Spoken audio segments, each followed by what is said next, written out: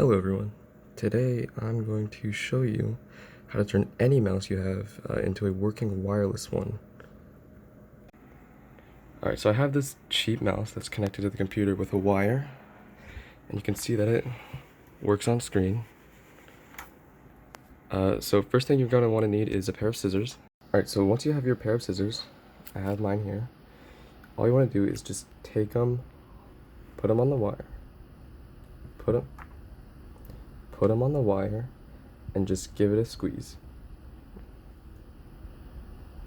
Okay,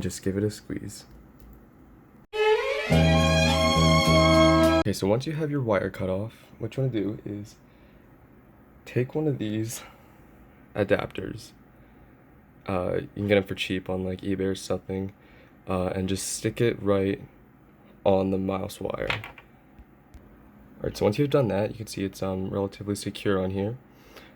Since this one's green, we're going to want to take a yellow partner adapter because the two primary colors, yellow and green. I have one right here, and you plug it into your computer. Okay, once you have your yellow adapter to pair with your green adapter, and that's plugged in your computer, all you want to do is take your mouse, give it a little wiggle so it can calibrate to the mouse pad, and then take the green part of the adapter, just give it a quick touch to the end of the yellow adapter so they can pair. This works on Bluetooth 5.0, by the way, so this works on your smartphone as well. Alright, now you can see that it's perfectly working. Yeah. Alright, so quick update, guys. After about an hour of using it, it started to overheat.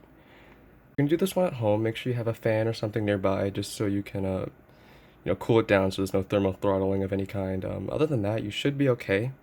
The adapter's working perfectly fine, and it's a good wireless mouse now. Obviously, you have the little wire at the end of it, but it's easy to get around, easy to manage once you get used to it. It's better than a full-length wire connected to your computer. That's about it. Thanks for watching.